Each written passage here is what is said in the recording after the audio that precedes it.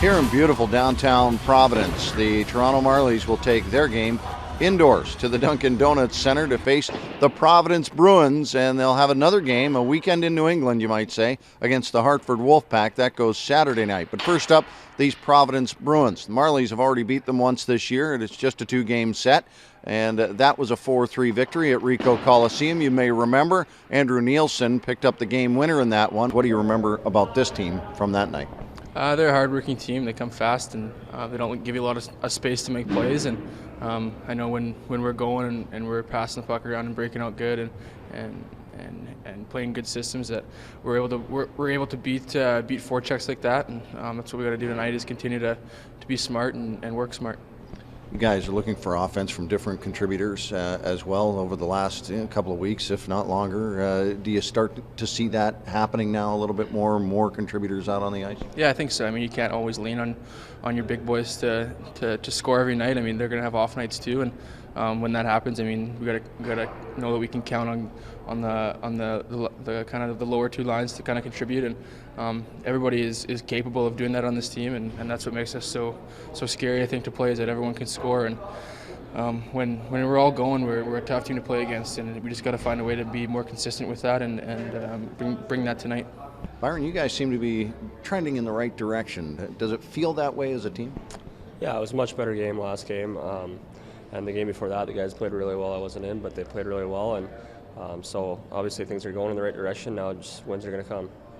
Do you feel at this point, when you do start to get a little traction, that more games are more desirable for a team? You'd like to play more rather than all the practice that went on at the beginning of the season? Yeah, I think anybody likes to play more. I mean, it's just a matter of taking care of your bodies and taking care of yourself, getting what you need when you come to the rink, and being ready to go to the next game. Andrew, you guys picked up a victory against these guys 4-3 earlier in the year. What do you remember from that game? Not too much, to be honest. But just looking at their lineup, we know that they have a good team over there, and Providence always has good teams, and they always come out hard, especially in this building. They fire a lot of pucks on the net, and they have a lot of dangerous players. So we got to be ready to go tonight. You obviously played in this building a fair bit in the Manchester organization there, and coming in here, what makes this building almost a legendary place to come and play? Yeah, it's awesome. They usually have a pretty full house in here, and it's a loud crowd, and they're very knowledgeable hockey fans. So, especially with having Boston so close by, it makes for a really good affiliation between Boston and Providence. So, and they always have good competitive teams, so it's always a fun place to play. What are you guys doing here? You seem to be, although you didn't pick up the win the other night, you seem to be going in the right direction. Does it feel like you're going in the right direction? Yeah, we're obviously working on our game here as a team, and we did a lot of good things there Wednesday in Utica, so we just got to continue to build on that and hope for a better result tonight.